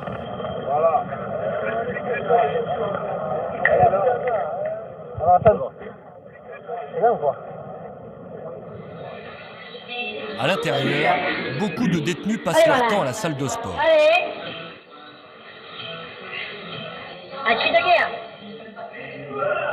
Allez. Voilà.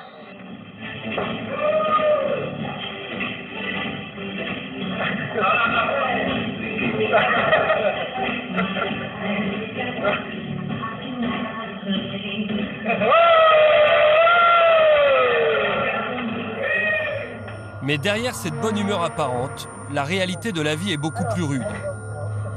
Mourad fait des allers et retours en prison depuis l'âge de 15 ans. Il en a 25 aujourd'hui. Il répond à nos questions.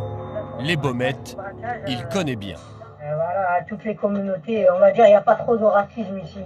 Il y en a un petit peu quand même, c'est un petit peu les blancs avec les blancs, les gitans avec les gitans, mais quand même on se mélange quand même.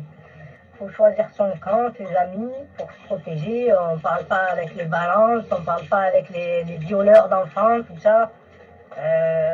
Après, chaque quartier, ils restent un peu ensemble parce que c'est comme ça, ils se connaissent de dehors, les gens. Après, ceux qui ne se connaissent pas entre eux, c'est un peu les braqueurs avec les braqueurs, les dealers avec les dealers. Bon, ça se mélange un peu des fois. Mourad est aujourd'hui au bâtiment D, le plus moderne. Les 3 autres bâtiments sont beaucoup plus délabrés. Ils n'abritent quasiment que des jeunes des quartiers et l'ambiance est très tendue. Dans les autres bâtiments, celui qui rentre, qui n'est pas de Marseille, et même parfois celui qui est de Marseille, il se fait éclater. Les jeunes de 18 ans, ils se font massacrer par 5-6 personnes quand ils ne se font pas taper à coups de couteau. Les douches, c'est les endroits de règlement de compte, parce qu'il n'y a pas de surveillant. Je trouve, moi, qui a vécu pratiquement 10 ans en prison, je trouve que... Un gardien arrive, la justice, elle est pas... il doit arrêter la caméra. Ces images clandestines des Baumettes, nous allons les montrer à quelqu'un qui connaît bien cette prison. Nous retournons voir l'ancien braqueur d'Andoum, Paul Néry. En tout, il a été incarcéré 26 ans dans différents établissements. Son dernier séjour aux Baumettes remonte à il y a 3 ans. Il était lui aussi au bâtiment D. À l'étage où nous étions, il y avait toutes les tranches d'âge, beaucoup plus de jeunes, puisque la majorité des détenus de Marseille, ce sont beaucoup de jeunes. Paul Néry a été surpris par l'attitude de ces jeunes vis-à-vis de l'ancienne génération. Il y a des gens dans la prison qui ont une petite auréole, petite. Alors il y a des jeunes qui sont respectueux de ça.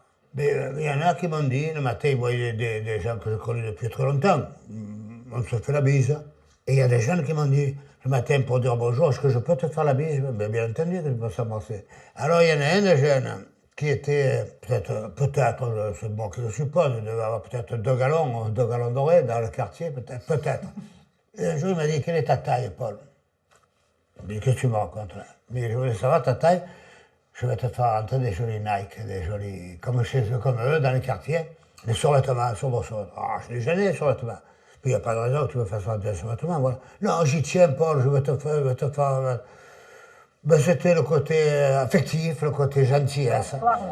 Ce qui inquiète l'ancien braqueur, c'est qu'aujourd'hui, petits et grands criminels se côtoient dans la même cour de promenade.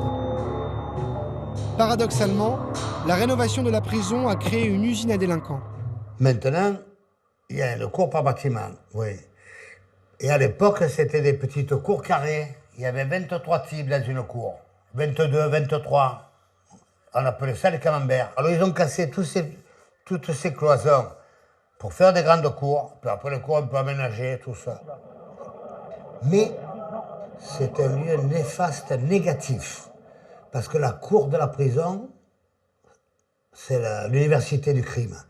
Il y en a qui sortiront, pour avoir vendu par exemple du shit, béton, ils sortiront en ayant appris comment on passe à l'escalade, au stade supérieur, c'est-à-dire à l'acte de violence. Qu'est-ce que... quand je sortirai... Ce constat, il est également fait par Mourad, le détenu actuellement aux Baumettes. Effectivement, en prison, on fait beaucoup de connaissances. On apprend à monter des coups, on fait des alliances, parce que on fait des alliances avec ceux qui sont bons dans un certain domaine. Et donc voilà, c'est l'école, comme je dis, c'est l'école du crime. Tu bois le café? Oui, mon frère, oui, pas de problème. Les mondes criminels se rencontrent en prison et parfois ils s'associent pour en sortir. Comme lors de l'évasion spectaculaire de la prison de Grasse du braqueur Pascal Payet le 14 juillet 2007. C'est cet homme de 43 ans qui s'est évadé en début de soirée. Condamné pour le meurtre d'un convoyeur de fonds en 1997, Pascal Payet purgeait une peine de 30 ans de prison. Il est sorti de cette prison par hélicoptère. À 2 reprises déjà, il s'était évadé de la même manière, par les airs, de la maison d'arrêt de Luynes. Pascal Payet est un voyou à l'ancienne. Sa spécialité, le braquage de fourgons blindés. Il a été condamné pour le meurtre d'un convoyeur de fonds. Cette figure du banditisme s'évade cette fois-là grâce à des jeunes de quartier. Le commando qui le libère vient d'une cité sensible du sud de Marseille, La Cayolle, à 2 pas des Calanques.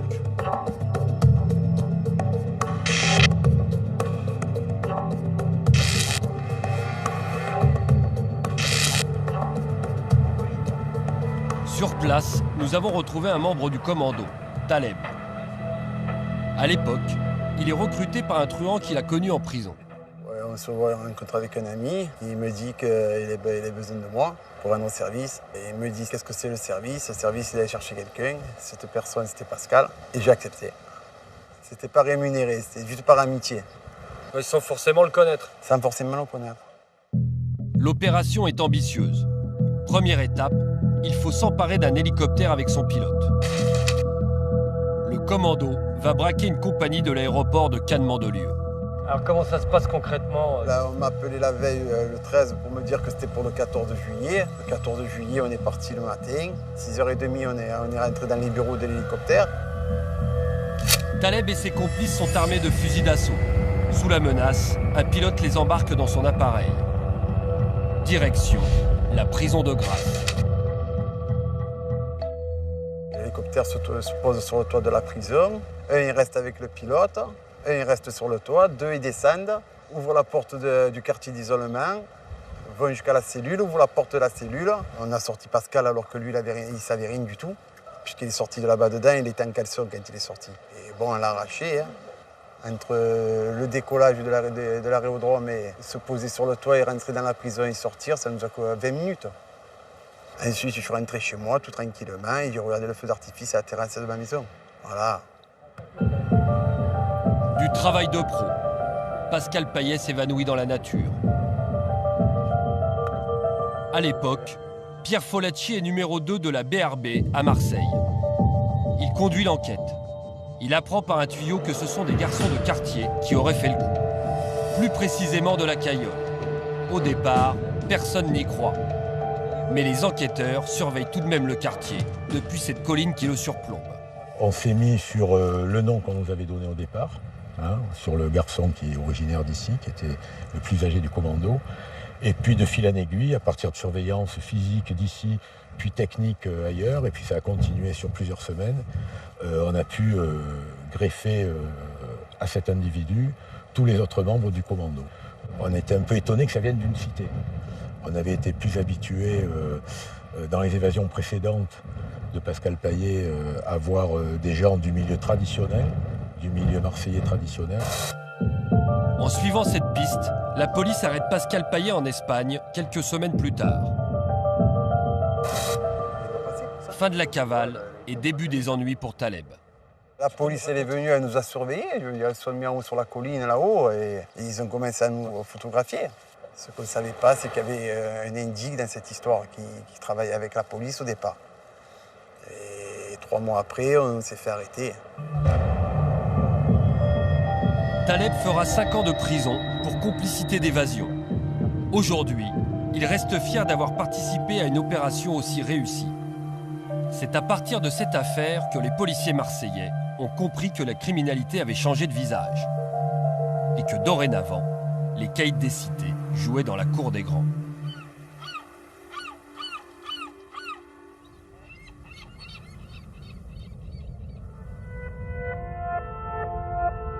À la fin de notre enquête, nous allons voir quelqu'un qui refuse de baisser les bras. Il se bat au quotidien pour éloigner les plus jeunes des réseaux de drogue.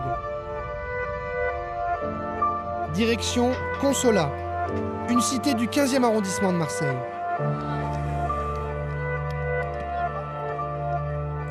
Karim, 43 ans, est l'un des dirigeants du club de football. Depuis 8 ans, il entraîne les jeunes du quartier. Ils sont plus de 300 à venir chaque semaine jouer au foot sur ce terrain, en plein cœur de la cité. Selon lui, il faut agir dès le plus jeune âge pour les empêcher de mal tourner. Aujourd'hui, c'est vrai qu'un petit de 12 ans va pouvoir faire le premier pas, à faire une connerie qui peut lui gâcher sa vie, quoi, on va dire.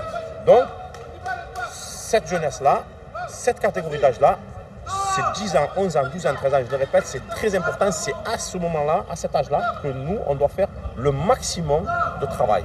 Mais autant nous, les éducateurs sportifs, même autant les élus, autant, je veux dire, c'est sur ces 4 ans-là que tout va changer. Parce que le petit, s'il part, il partira entre ces âges-là. Karim a constaté que ces entraînements de football donnent un cadre aux enfants.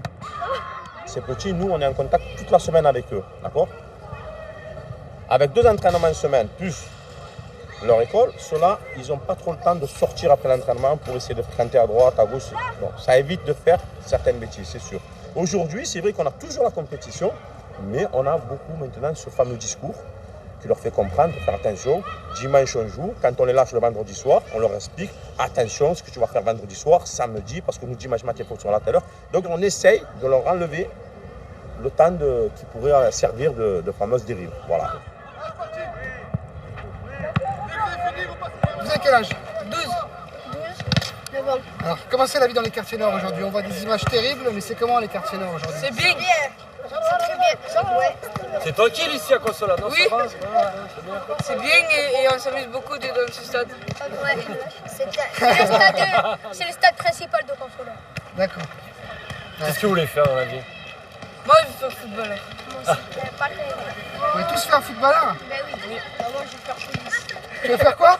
Police. Tu veux faire policier? Ah bah viens nous raconter ça. C'est vrai, tu veux faire policier? Ouais. Qu'est-ce qui te plaît dans la police? C'est les gens en prison. Tu veux mettre des gens en prison, toi? Ouais, donc il fait quelque chose. D'accord. Toi, tu es pour la loi, il faut que ça se passe bien, c'est ça? Et il faut respecter les gens, sinon tu les mets en prison.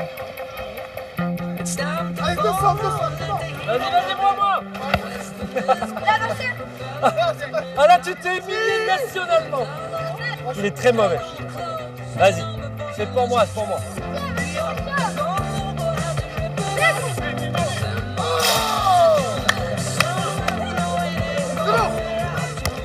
Ah, putain! Oui!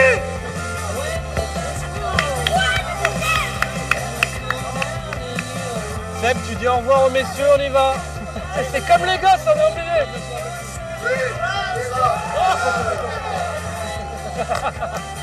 Bon messieurs, salut.